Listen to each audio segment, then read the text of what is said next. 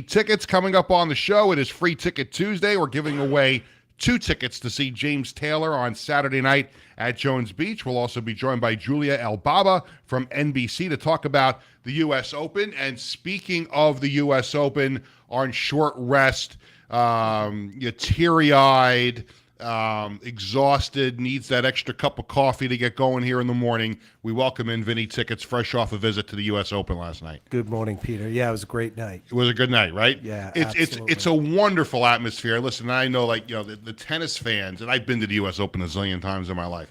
Tennis fans can be a little uppity. A little, yeah. I've used the term not real sports fans. They're more of like to be there, to be seen kind of thing. Yeah. But to me, it doesn't diminish the experience of going to the U.S. Open, which obviously I've been to a zillion times before, and you experienced it last night. It's just a remarkable spectacle to be there. It really is. And when you go to the event, you really keep your ears and eyes open, of course.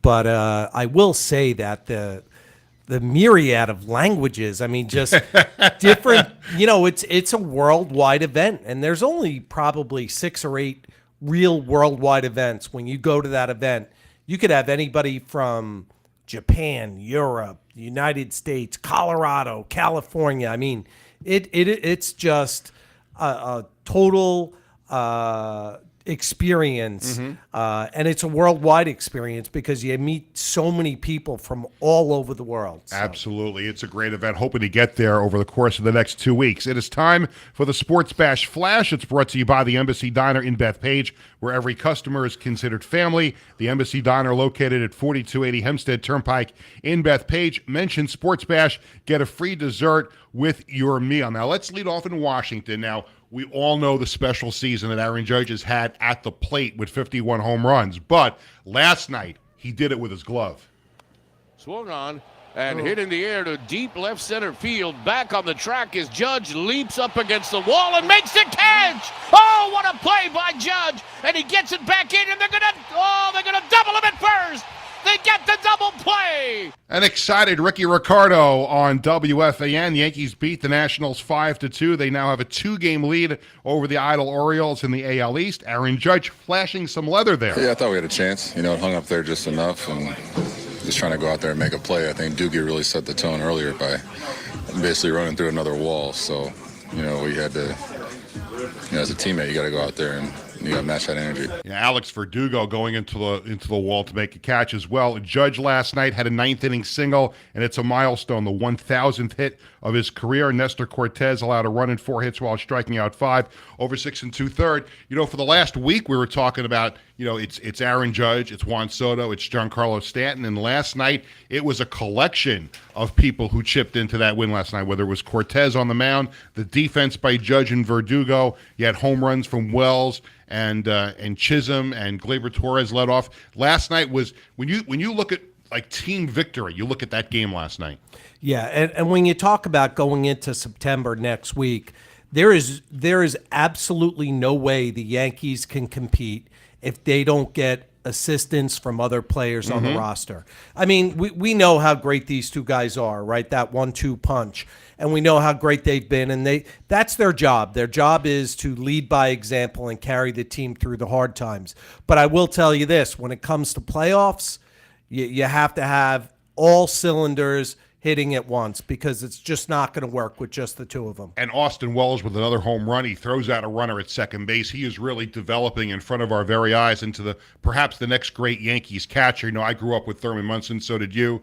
And obviously Jorge Posada through the dynasty in the late 90s, early 2000s. And that's such a critical position on a baseball team, not just with the bat, but just playing defense too. And people were worried about Austin Wells' defense when he was coming up through the minor leagues. He has turned out to be a heck of a catcher. He sure has, and very impressed with his stick at the plate. He's got a quick bat. He's got a great eye, and even threw someone out. Yeah, absolutely. The runner overslid the base and they tagged him, Yeah. I think he overslid the base. But in any event, it was a throw him out. The Mets were off last night. They opened the series with the Diamondbacks tonight in Arizona. Last night, the Liberty shaking off that loss the other day. They beat Phoenix 84-70. We are moments away from welcoming in our radio audience here on Sports Bash.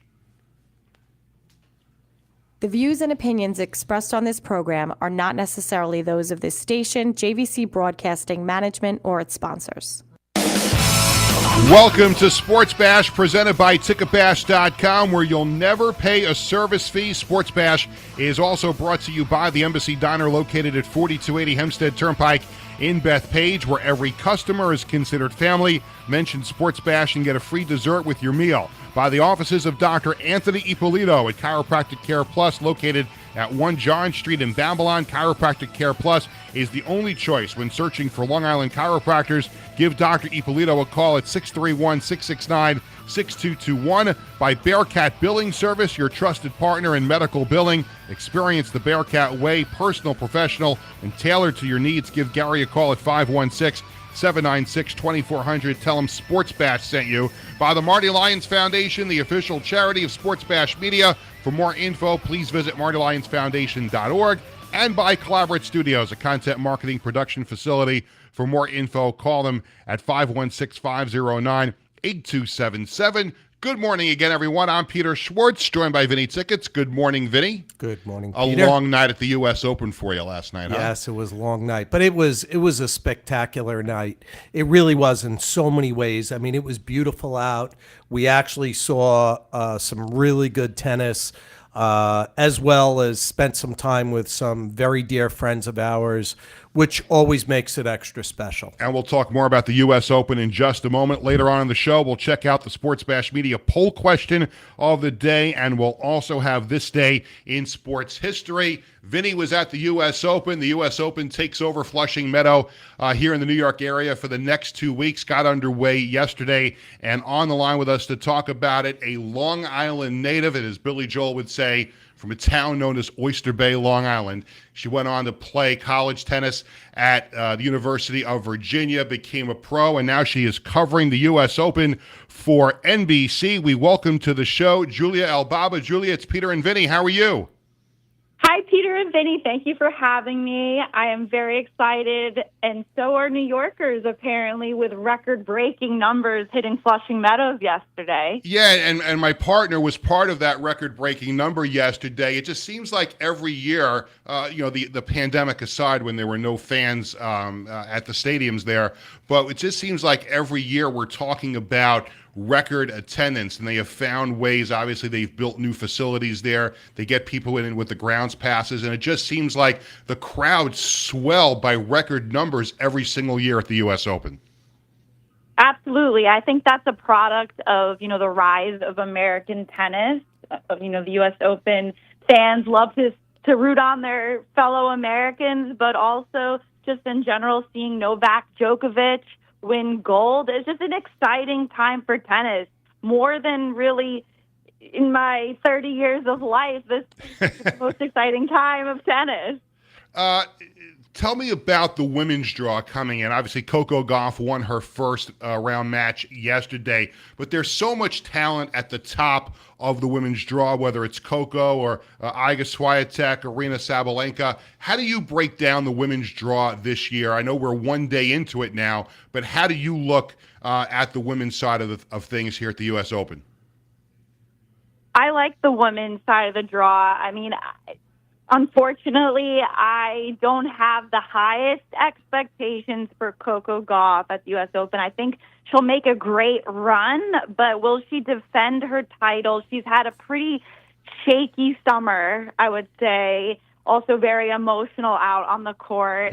I'm not picking her as a favorite to win the U.S. Open. I'm feeling more the 2023 finalist, Arina Sabalenka, or Iga Swiatek as the two finalists. And if I had to pick one, Peter, I'm going to have to go with Sabalenka. She's just playing so well. She's so confident. She's striking the ball. She loves the energy, the atmosphere. I'm going with her. And then who do you have on the men's side? The men's side was a little tougher. I also wanted to see how Djokovic was doing last night injury-wise. He seems okay. He said in the presser that he's feeling fine. It's interesting. Alcaraz, Sinner, Medvedev are all on one side, Djokovic on the other side. So those three have to get through each other to face Djokovic in the final. Gotta think they're going to get a little tired. I'm going with Novak. to win. And if you saw, he's sporting those gold bags. He's looking pretty. He's dazzling out there. Yeah. So any concerns? I know going into the match last night, and I was there for the match, paid pretty close attention to his knee. He said that he wasn't going to wear the knee brace or the sleeve on his knee. Any concern? Because I did watch his knee, and a couple of times it seemed like he did have a little limp. So any insight as to what might be going on with that knee? It's interesting with Djokovic, whether he always finds a way, I feel like. Whether he's hurting or not, he finds a way to play through it, play well, especially on the Grand Slam stage. I think he's going to try to push through. It does sound like he's feeling good at the moment, but at his age, 37, in tennis, that anything can happen, with a split step. So right now he seems okay. But we still have him for number one, right, Julia?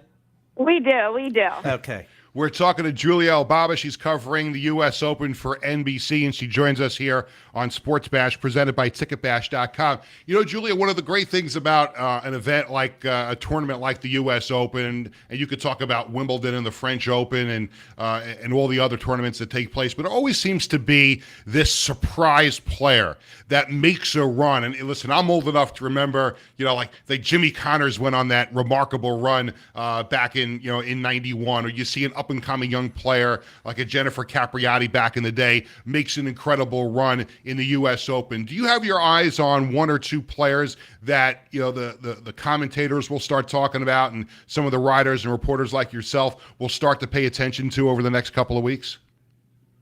Yeah, on the women's side, I'd say she's not a total surprise because she made it to the final of the French Open in Wimbledon, the Italian Jasmine Paolini. But I think she's a dark horse because no one really expects her to win the U.S. Open. But with the way she's been playing, she could totally surprise everyone. And she's just so just so confident and playing so well. On the men's side, I think the surprise guy could be an American. It could be Tommy Paul or Taylor Fritz, potentially Ben Shelton. That one might be a little bit more of a stretch. But these guys, they feed off of that New York crowd. And again, I think that's why we're hitting record numbers in New York City right now. It's feeling good. And, speaking of that record crowd, it doesn't really seem like long ago that you were probably in that crowd growing up playing tennis on Long Island and going to see the U.S. Open. For someone like yourself, like I said, who grew up on the island and going up the ladder of learning how to play tennis and getting to the highest level of college tennis, what was it like for you on your path to becoming a tennis professional? There were so many highs and lows, truthfully, but the high was playing at the U.S. Open. All other 50 weeks of the year were a struggle, but those 2 weeks, it was just iconic. The support, the fans, the love, having your family in the stands. I mean, there was no better feeling than that, and it really just made it all worth it at the end of the day through the highs and the lows. So I will never, ever forget those times. And actually, someone I used to grow up training with is now in the main draw of the U.S. Open. His name is Elliot Baziri, and he's playing in the first round of the main draw today. He qualified. I won a set off of him. I'd like to point that out there. And if he wins, he'll likely play Sinner in the second round. So I'm very happy for him. He's from Connecticut, so a local. We love the locals. So Absolutely. It's whenever you can get a tri-state player grinding and playing well, it's always very encouraging. Do you keep your finger on the pulse of Long Island tennis? Obviously, kids are growing up like yourself, learning to play. They're going to play in high school and then hoping to get that college opportunity. What's your little look at what Long Island tennis is all about these days?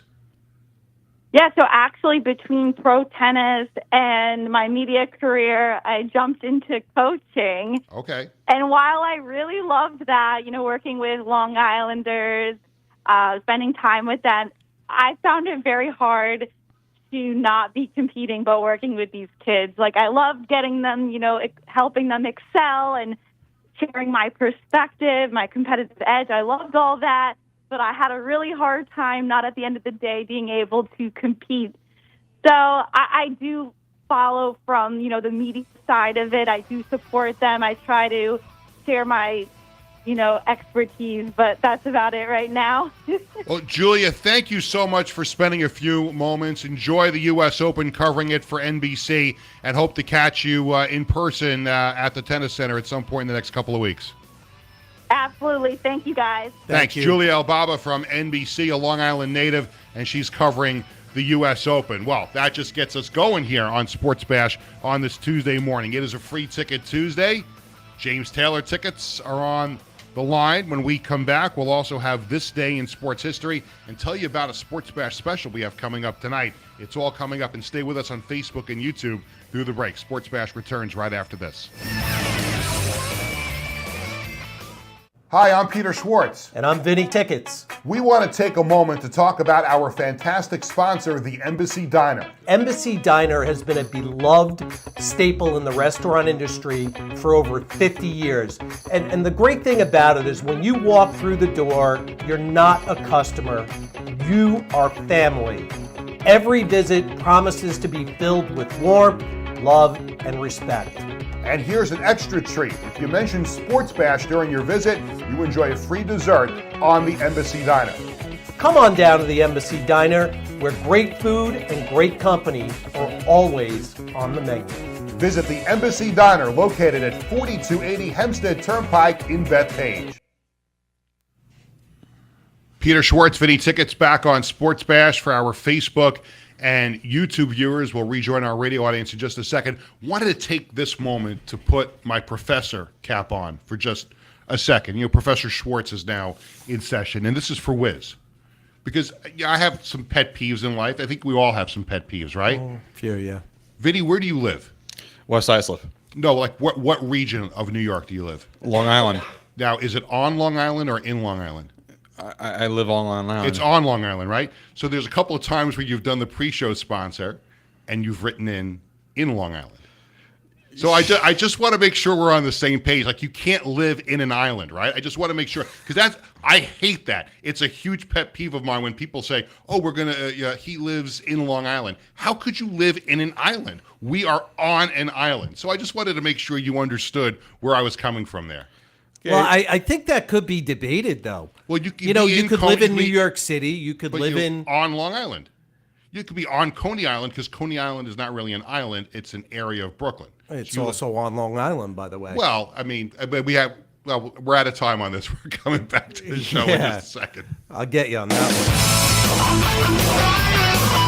one. Welcome back to Sports Bash, presented by TicketBash.com. 631-451-1039 is the number to call during the break. I was busting Wiz's chops about he wrote the script for the pre-show sponsor, and he's done this a couple of times where he has written in Long Island.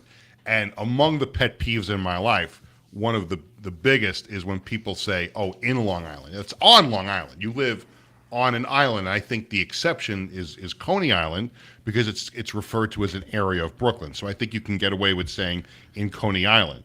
But when people refer to Long Island, I can't stand it when people say, "Oh, and they're gonna have a good time there in Long Island." No, you are on Long Island. Okay. Am I over? Well, I'm going to debate it. Here? I mean, when you say you're from West Islip, where do you live? I live in West Islip. But West Islip is but you live town on Long Island. Okay.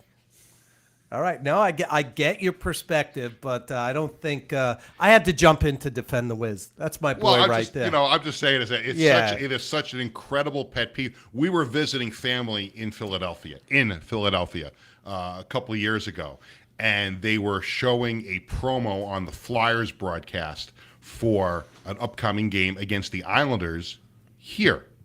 And the announcer said, "We're going to be in Long Island on Tuesday." And I said, "No, you idiot. You're going to be on Long Island on Tuesday." There you go.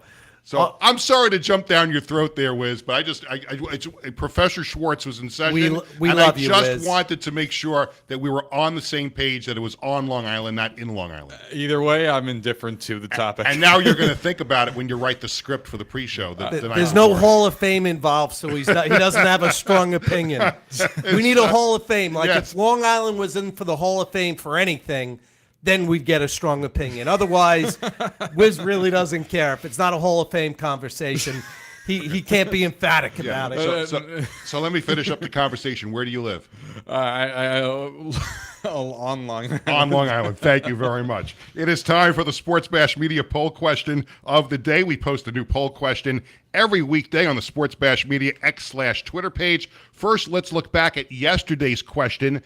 And this was interesting because Major League Baseball history was made yesterday. Danny Jansen, first player in Major League Baseball history to play for two teams in the same game. He started that suspended game back in June as a member of the Toronto Blue Jays, got traded to the Boston Red Sox, and was allowed to play for the Red Sox in the completion of the suspended game yesterday. So we wanted to know, because I felt he shouldn't have been allowed to play for the Red Sox. They should have had to use AAA players, because how could you play for two teams in one day in the same game?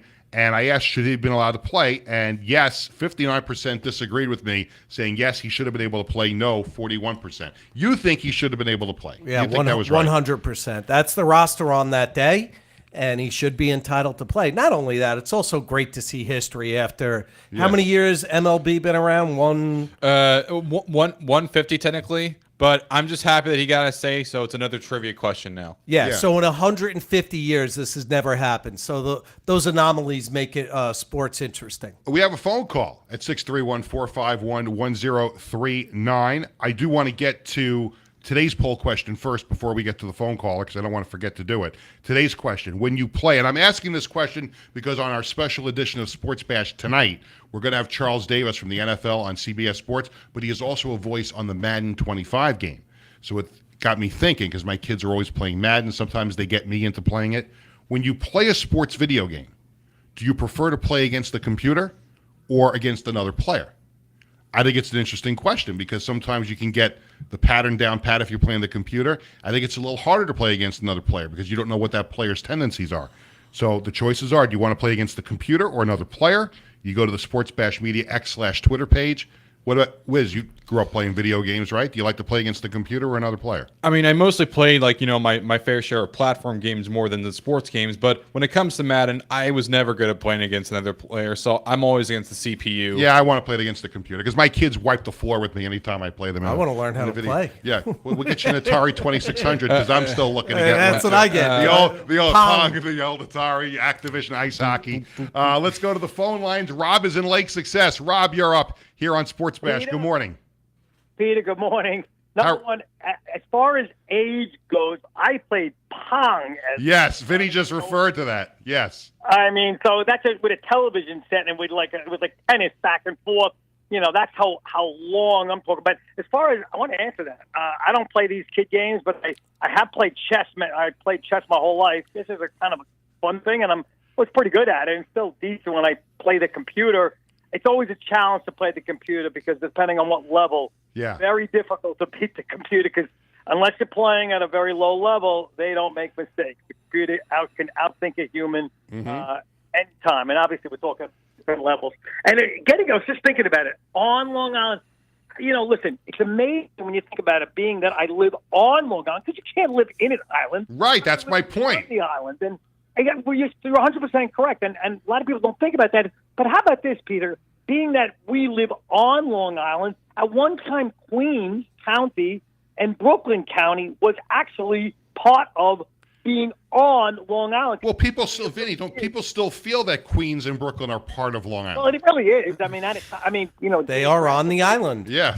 Yeah, you look at the map. I mean, it's technically part of the whole structure of Long Island. So, I mean, but I guess that was changed, I don't know, about 75 years ago. I have a couple, I really wouldn't bring it up. Number one, I want to bring up a point, and then I have to ask you a question. You got to make it quick because we got to get to this day in sports history, so you got like a minute. Okay, then I want to ask you the question. The point is the Yankees, I've never seen anything like this in my life. I'm not a Yankee fan, but Judge is just unbelievable. He's a must-watch. and he's such a likable guy. He's as good a fielder as Willie Mays was back in the day, and it's the only other guy I could say. Here's my question, Matt Moss. Any news on this guy? Because being, Boomer and all of that, and being a Long Islander, what's the deal going on with him? Well, he just did his camp at the Islanders practice facility at Northwell Health. Currently, he's unsigned and not on the roster. The Islanders are over the cap. If you read a couple of the stories that were written, Stefan Rosner at the Hockey News wrote a story. Arthur Staple in The Athletic wrote a story. He is still waiting. And to me, it sounds, Rob, and thank you very much for the phone call. To me, it sounds like Matt Martin is biding his time and waiting for Lou Lamoriello to make a roster move that will free up a spot. And I think there is a chance that Matt Martin is back on the Islanders. I think there's a chance. Right now, it's not likely, but I think there's a chance. And, Rob, thank you very much for the phone call. You got it, buddy. Talk to you soon. Take care, Rob, and Lake Success. This day in sports history. Wiz, after I busted your chops on Long Island before, it's time for this day in sports history. Well, this day I remember very, very fondly because I was with my whole family to see this at Croxley's. On this day in 2017. Good wings at Croxley's. Oh, yeah. Fantastic. Can we get them as a sponsor? Maybe. Let's see. Yeah. But in 2017, Floyd Mayweather got his 50th and final victory of his entire career. It was against Conor McGregor, and it was 10 rounds, and it was called the money fight, or the biggest fight in combat sports history. And, of course, as we know, Conor McGregor, legendary MMA fighter, Floyd Mayweather, legendary boxer. They got in the ring with the gloves on, and it was a show. It was full, worth your money. I was there the whole time with my family, like I was saying many years ago. My mom, I remember calling him, oh, he's a crazy leprechaun. Yeah, I remember that. I didn't see it live. I saw the clips, but that was a spectacle that people shelled out money on pay-per-view. Yesterday, Mike Richter, really quick, I know Nick's got some photos, went to the Mike Richter Clinic at All Sports last night. Great event that was put on by Pioneer Sports and the Nassau County PAL. About 100 kids were there learning how to play hockey, learning some fundamentals from Mike Richter. Stay tuned to our socials. I put some clips up from my interview with Mike Richter, so we're going to put the whole production up on socials at some point. And then tonight, we are going to be at Governor's Comedy Club in Levittown for a special edition of Sports Bash, 6 o'clock. Go to our socials. I've got directions on how you can watch the show on the Governor's YouTube page tonight, 6 o'clock to 6:30. Our guest is going to be NFL on CBS analyst Charles Davis. So we'll have a little football discussion on the show tonight. Great. We need it. So tune in tonight.